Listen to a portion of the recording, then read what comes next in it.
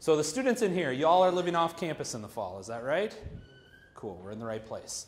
My name is Josh. You met me this morning. It probably felt like 3 days ago, but in addition to coordinating the orientation programs, I also work with our students who live off campus, which is all of you in here. So I've got a quick session I hope to get through. I hope it doesn't take too long, but I want you to know my goal in this is to get any and all of your questions answered as much as possible. And so if there's a question you have about living off campus and being a student your first year at St. Thomas, I hope you leave with it answered. And so I got some things I'll talk through, but if you don't hear an answer to your question, put your hand up, throw something at me, whatever works, because I don't want you to go still wondering about something, okay? A quick thing at the beginning, I kind of talk about two different kinds of students who are living off campus at St. Thomas. The first is commuter students. Those are folks who are maybe coming from a distance, living with family, relatives, siblings, those kind of things. And that tends to be most of our first years who are living off campus. Then we also talk about neighborhood students. Those are students who are renting in the neighborhood around St. Thomas typically. And so tends to be more often our sophomores, juniors, and seniors who are living off campus. Do I have any neighborhood students in the room, folks who are renting this first year? No. Okay, I can skip a couple of things then, so that helps me speed things along. No matter what, if you're living off campus Student Services is here for you. We have a number of different staff in OCSS. Me as the assistant dean, our graduate assistant Mia will be here this fall. She actually starts next week. I'm very excited. She is excited to meet all of you as well. We have an office manager who runs our space. Linda, our dean of students, talked about commuter tours earlier today. Literally the only place I want to bring you is our off-campus student services resource room, which is in this building and basically on your way out. So it should be a quick stop, but I think it's important for you to be able to just quick see where it is. And then we have some undergraduate student staff. We have commuter mentors. So these are students who are upper class students who lived off campus their first year as well. Each of you will be paired with a commuter mentor. So just like the other first years who live in the residence halls have an RA, you'll have a commuter mentor. They'll plan programs, they'll reach out to you, they'll connect, they'll help make sure you're getting engaged on campus. They won't show up at your door with free pizza because that'd be a little creepy, but they'll still have free pizza for you at different times. And so they're a resource for you when you're in your first semester, first year here. And then we have neighborhood student advisors who do the renter education and the programming for the students who are renting. Based on now 8 years of doing this presentation, these are kind of the three big topics that I feel that I've come across that most commuters and their families have questions about.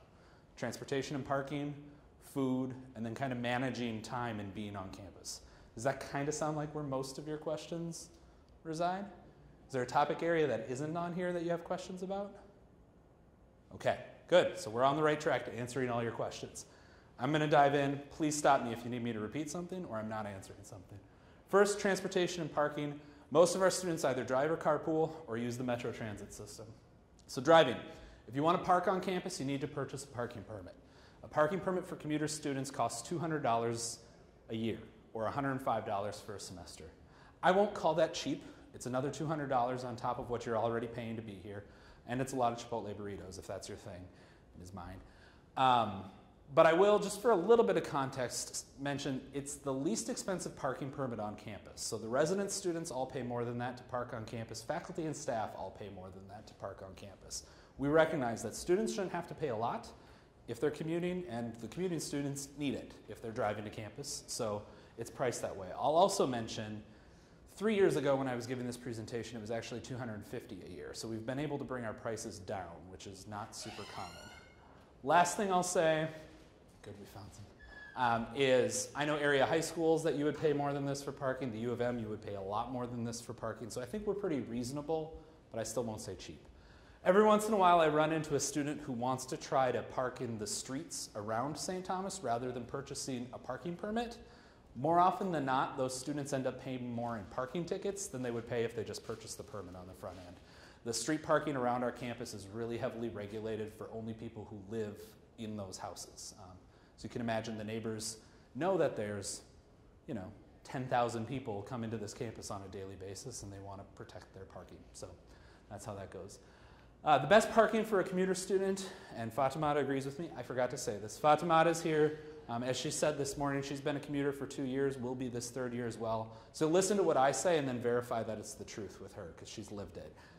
And most of the time she nods when I say things, so that helps. The best parking for commuter students is the Anderson parking facility, which is probably where most of you park today, the parking ramp on Grand and Cretin. It's really the closest parking to this building, which is the center of student life on campus.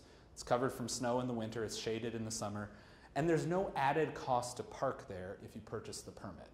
So the gate arms will be down once the school year begins, or a little ways into the school year, and all you need to do is, if you've purchased the permit, is swipe your ID and the gate opens right up for you. So sometimes I forget to say that and people are like, why are you telling me to pay another $6 a day?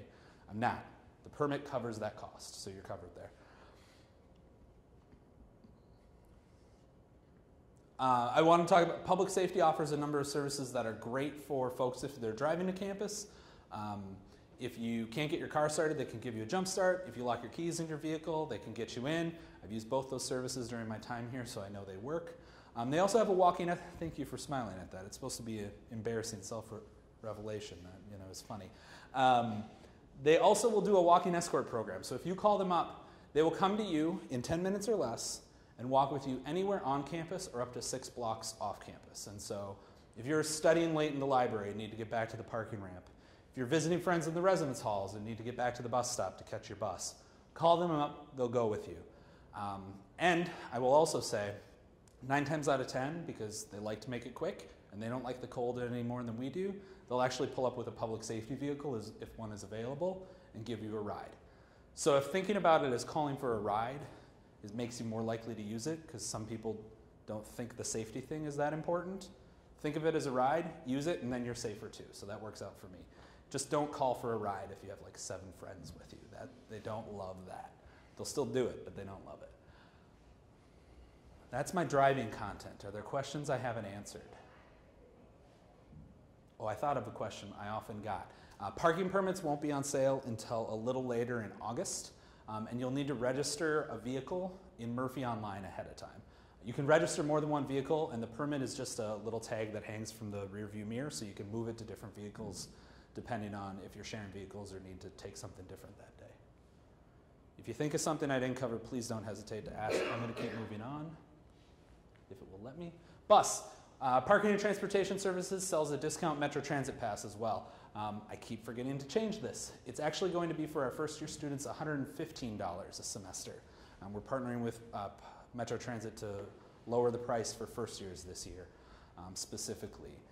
And so that's barely more than the parking permit is in a semester, and you're not paying gas, insurance, auto maintenance, and you can use it anytime, anywhere that the Metro Transit system is running. So whereas the parking permit only gets you to and from campus, Metro Transit, if you need to go to an event downtown, you can use that that pass will let you take Metro Transit. If you need to get to a job off campus somewhere, Metro Transit would work that way. We have a couple of routes that come right to our campus. We're a couple of stops away from the University Avenue light rail, and so it's really convenient to use Metro Transit to get to our campus. Additionally, we have a shuttle bus that we operate between our St. Paul and our Minneapolis campus. So every 20 minutes during the school year, from about 6 a.m. until 11 p.m., it gets a little less frequent the later at night you go. But in general, the time most people are using it, every 20 minutes, a bus leaves each of those campuses heading towards the other one. So I talk about that because I've worked with students who might do Metro Transit to take a park and ride into downtown Minneapolis, but then it's quicker for them to just walk the block, hop on the shuttle bus at our Minneapolis campus and get over here. I also worked with a student one year who her dad worked in downtown Minneapolis, so she got a ride in, got dropped off on campus, took the shuttle over, took the shuttle back at the end of the day, never paid for transportation basically. There's a lot of options to get here back and forth. But I think that's the bulk of my transportation talk. I'm trying to fly because I know it's been a long day for everyone. Okay, I have a question, good. I just wondered how long does it take then? Is it really just... It's just about 20 minutes. Sometimes during rush hour it can get just a little delayed, but really the bus that's supposed to be leaving the Minneapolis campus 20 minutes after the next 20 minutes is the one that came from St. Paul. So if they can't do it in 20 minutes, everything gets behind. And it's pretty rare for it to get behind. Obviously, not during rush hour, it can be even quicker than that. I often say, if someone's in Minneapolis and they have a 10 o'clock class in St. Paul, Probably the 940 wouldn't be the right one to catch just in case, because then you have to walk after that and those kind of things. But the 920 will get you there in plenty of time. Cool. Food. I had a snack, so I'm not hungry, but maybe you all are, so I'm going to talk about food. So for first-year commuters, before I get into all the logistics about food, I have an ask, something I want to ask you all to think about. Start with. My ask is that the students, that you all be equipped to eat in the View easily. The View is where we had lunch today, and it normally doesn't have a couple hundred sweaty kids, 10-year-olds in it like it did today. I'm sorry about that. That was a thing. I'll explain why I'm asking this, and then I'll explain the how. Does that sound fair? Okay, here's the why. 92% of the first-year class coming in this year will be living on campus. And on-campus students have to purchase a meal plan. So 92% is a lot. That's why they're in the big room and we're here with a change of venue. So I think we actually get the better deal, but I get to pick. So that's how it works out. For those students living on campus with a meal plan, the smallest meal plan a first year living on campus can purchase has them eating about 10 meals a week in our main cafeterias. And how many students get up for breakfast, right? So many do. They should. More should than do. But. So here's an easy scenario to picture. You all came out with a course schedule, and maybe you have a class that gets done at noon or right before lunchtime, right? And other first-year students are in the same courses as you because it's a lot of core classes. You get done at noon, and you've connected with some of the people in the class. It's the first or second week of class, and some of the folks say, hey, let's go grab lunch together. Maybe just a small group, but a couple of them want to go get lunch with you, right, and invite you to come along. That's awesome. We know connections happen over food, right? Think about the last time you got together with anybody that food, drink, coffee, something like that wasn't involved. If those students who are inviting you to lunch live on campus, they're going to want to go to the View because that's the only place their meal plan they can get their money's worth, pretty much. Not always, but for the most part. And so if you're not able to join them in the View, and unfortunately the only way you can enter the View is if you're purchasing a meal, if you're eating in there that day, you miss out on some of those connections. Now, I'm not saying you have to be able to do this every day. I'm not saying even necessarily it's every week, but just equipped so that you can make that choice when it makes sense for you and when the opportunity presents itself, I think is really good. So now here's some of the how. There's two ways you can do it. You can either purchase a meal plan, just like a resident student would, and in fact, you have more options than a resident student would have, or you can pay the door price at the View just to walk in. So let me start with the meal plan info. The numbers on the side, on the far left side, are the numbers of meals that meal plan offers in a semester. So the 150, does this work? Yes. That's the smallest meal plan a resident students can purchase. And so there's about 15 weeks in a semester, so that's where I got the 10 on the last slide. The next column is the price the student is paying for that meal plan. The third column is something we call flex, which is just money that comes with your meal plan that can be used at some of the other food locations. And so it's kind of a dollar for dollar, right? You can use it at Scooters and pay for a pizza if that's all you want.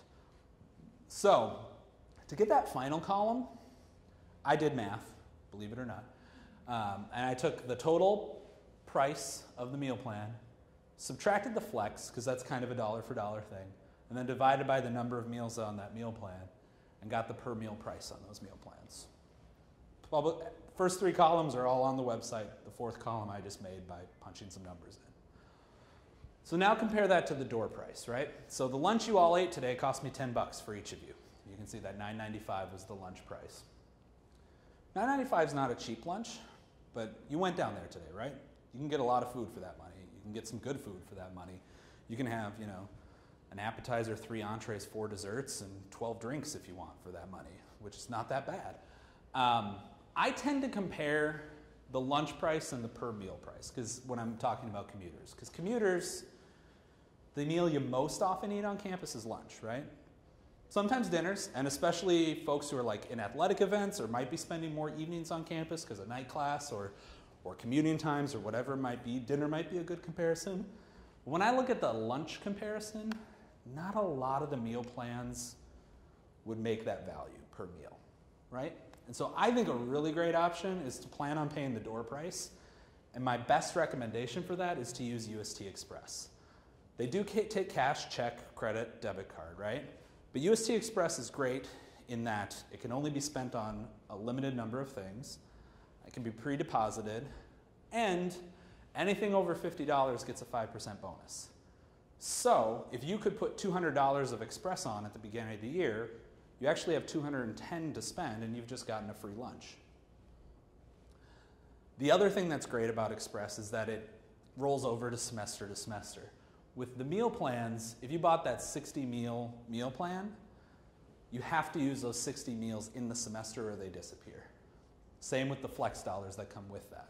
Whereas Express, if you could put $100,000 on at the beginning of the semester, which I don't recommend, but if you wanted to, you'd get a really big bonus, and it would roll over semester to semester, year to year, and when you left St. Thomas graduating, anything over $5 is refunded back to you as well. So it's your money, and it's obviously very convenient and flexible if you want to eat at the different on-campus locations.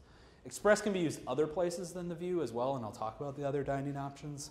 But what I like about Express, especially for commuters, is that it gives you that flexibility to make the decision that makes the most sense in the moment. Does that kind of make sense? Cool. I love when people nod. You've helped me out so much. Okay. There's other places to eat on campus. I talked about Scooters. We have Teas. Those are places on the first floor of this building where if you want a sandwich, you go in and pay for a sandwich and walk out. If you want a burger, you do that. The Bins is another large cafeteria that works with meal plans or all-you-can-eat door price. It's on the South Campus. It's a little bit smaller, which kind of means it gets described as like home cooking because they're able to put a little bit more care into it. I don't know, it's not as good as some of the home cooking I've had, but it's still, it's good, right? And a couple of times a semester, if not a week, they have Burger Bar, which is just really great. They have Hard Scoop ice cream every day too, so you have to make a trip to the Bins at least once. That's basically what I would say.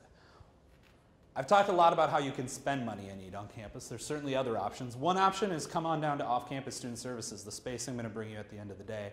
We have a full-size fridge and freezer. So if you're going to bring a lunch, need to put it in the fridge in the morning and then come back at noon to quick heat it up in the microwave or just take it or eat it with us in that space, go ahead and do it. We're open 8 to 5:30, Monday through Thursday, and 4:30 on Fridays. So it's a little off, but still you get the gist of it. So very convenient, very easy for you. And those are all things that talk about you paying for food, even if you're bringing it. I'm going to talk about free food options in a couple of minutes too. Actually, probably next, because that's my food stuff. Other questions about food, meal plans? No? You just want to get out of here. I understand that. No, that's fine. All right, so managing time and involvement. Again, I'm going to start big and then narrow it down real quick. We know from our own institutional data and from national research that students who are involved outside of the classroom, and here I say 2 to 3 activities outside of the classroom, tend to do better. Now that may seem counterintuitive. It might seem to make more sense that you're going to come, go to the classroom, do really well in the classroom, go home, do your homework, study, get ready for that test, go back, do well in the classroom, and just do that and you're going to succeed. You probably will. But you might not do quite as well as some other folks who are investing even more. And part of that is because there's a lot of things happening on campus outside of the classroom that enhance and engage what you're learning in the classroom as well. Or get you more invested and excited about being here at St. Thomas, which then just drives your energy and your positivity up about everything. It can happen a lot. So you can see some of those better outcomes. There's a lot of different ways you can get involved. I'll talk about a lot of them, but one I'm going to spend the most time on is our clubs and organizations. Y'all have probably heard about them a couple of times today, but I'm going to do one more push. Over 140, started and led by students, and the one that the type of club to join that to me seems like a no-brainer to get involved in is the club attached to whatever you're interested in from an academic major standpoint, right? And every major has at least one, if not more than one. So if you're thinking about being an accounting major, right? You probably don't have an accounting class this first semester, but you could join the accounting club and you could connect with upperclassmen who are accounting majors. You can engage with faculty who are teaching in accounting before you even have a class with them. You can listen to speakers that they'll bring in who are working in the field outside of St. Thomas and learn about the field. You can network with them for future internship possibilities. You can connect with people who have that shared interest that you do. And maybe after a semester in the accounting club, you're like, yeah, I don't know that I'm into accounting without ever having taken an accounting class. And you could join the actuarial sciences club the next semester to try that out, right? You have some ways to explore it. But if you know what you're really interested in, this is a great way to enhance that and engage that, right? and really take what you're learning in the classroom and engage it outside as well. Every major, I use accounting because it's first in the alphabet, it's too easy. Most of those clubs, especially the academic major ones, most of them meet during Convo Hour. Who's heard of Convo Hour? Yes, I love this knowledge. Convo Hour, every Tuesday and Thursday from 11:45 to 1:15, there's no class. None of you, when you met with your advisor this afternoon, have a schedule that has class during that time. It's a time set aside in the middle of the day for our community to come together. I think it's brilliant. I went to a different school for undergrad, and they didn't have something like this. And so if we were going to meet with a club, it was at like 8 or 9 o'clock at night, right? Well, if you were a commuter and you went home at 4 after you were done with class, the odds of you coming back for a 9 o'clock meeting frequently, really low. Not impossible, not insurmountable, but really low. With clubs meeting in the middle of the day, it's a time when most of our commuters are on campus anyway. It's fantastic. And you'll never have a class that conflicts with it. The only time I sometimes run into folks is they schedule like their music lessons during this time, and I would say don't, but that's up to the student to schedule those. What was I saying? Oh, so if you have a schedule, if you got a schedule today that maybe ends at 11:30 on Tuesdays and Thursdays, you're done with class on Tuesdays and Thursdays, I'd really recommend going into this semester that you plan on staying on campus until at least 1 so you can engage in Convo Hour stuff. If you're one of those first years who got the magic schedule that doesn't start until 1:30 on Tuesdays or Thursdays, some people get it, very few, some. Please plan on coming early enough so that you can engage in this kind of stuff, because if you don't, you're going to miss out on a lot of really great opportunities, not just clubs, but definitely the clubs. So, I previewed it earlier. Clubs that meet over Convo Hour, because they're meeting over the noon hour, most of them have free food at their meetings. You could call it free food, or you could call it food that your student activities fee is paying for, so you might as well go and get the value out of it, right? But if you join, Fatimata, you said you're like in 4 clubs your first semester, at least somewhat frequently went to meetings for 4 clubs, not that you went every time, right? No. But that's what, at least 1, if not 2 lunches every week covered for you? Right. It's not always pizza. Sometimes it's pizza. Often it's pizza, but it's not always too. And so, if for no other reason than all the other reasons I gave you to go to a club meeting, free food should be an easy one to go, right? My favorite kind of food is the free food that I don't have to pay for. So I think a lot of other people are like that too. The 3rd week of the semester on the Tuesday during Convo Hour, on the plaza, every one of these 140 clubs are invited to set up a table and recruit members.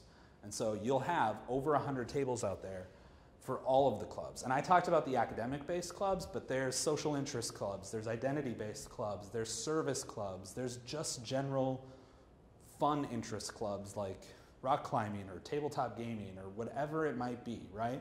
The odds of you finding no clubs you're interested in, I think, is really low.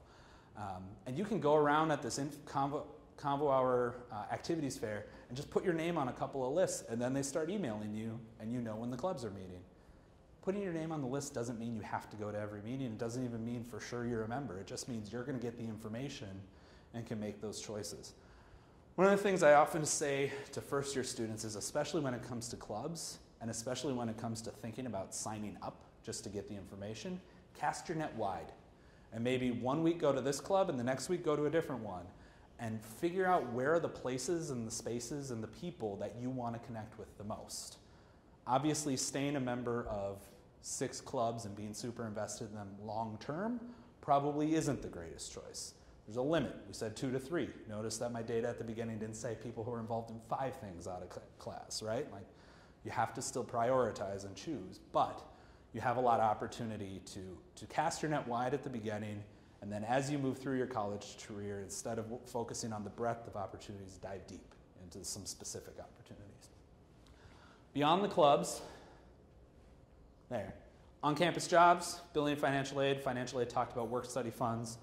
One of the things I point out with on-campus jobs is, let's say you have 2 to 3 hours between classes. Like you get done at 1, Convo Hour ends at 1 o'clock on Thursdays, and then you have a 5 o'clock night class or something like that. Well, that's what, 3-4 hours? That's probably not enough time to get to work a shift at an off-campus job and get back for your class. But that's plenty of time to work an on-campus job.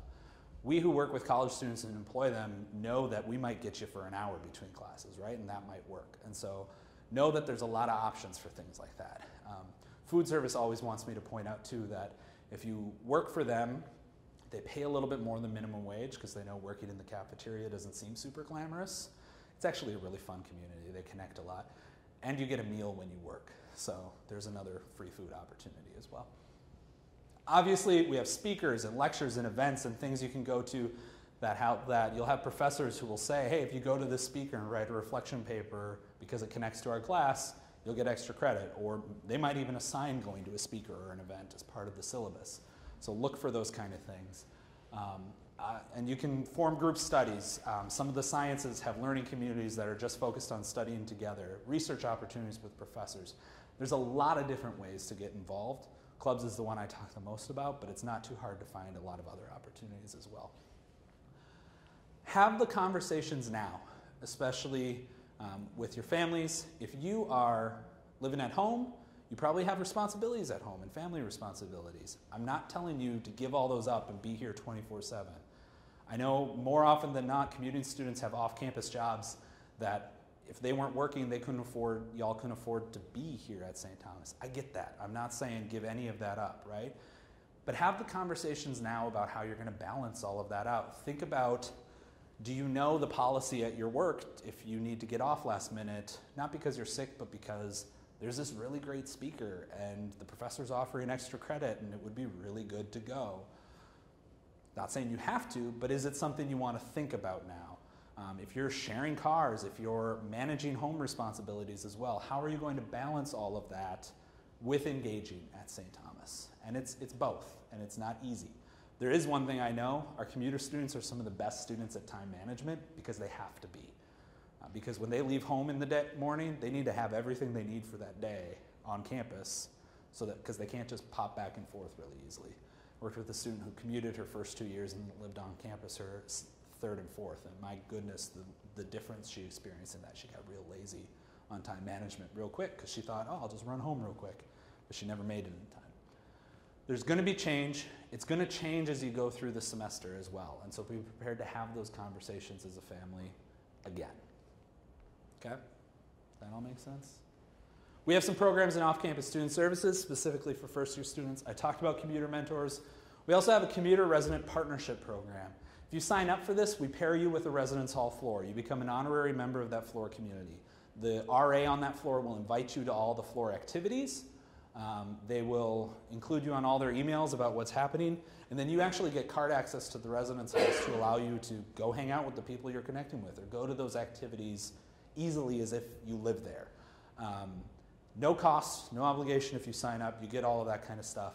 I'll also say if you're in the classes associated with a living learning community but living off campus, please sign up for this because a lot of those folks in those classes are living together and you might want to connect with them, and we'll pair you with that floor that's connected to those people you're in class with. We also have a learning community specifically for commuters. If you have Theo 101 from 10:35 to noon on Monday, Wednesday, Friday with Dr. Kara Anthony, you're in our commuter learning community. And when they built the schedule for that, if they put you in that class, they actually left your noon time open on Monday, Wednesday, Friday. And that was intentional so that we could use that time to come together, do workshops, get you equipped for success, help your transition, and occasionally have a little free food as well. So if you have questions about that, please let me know. I don't want to take too much more time. 2 things to mark your calendars about. The first is August 30th. We invite all of you, students and families, back to campus.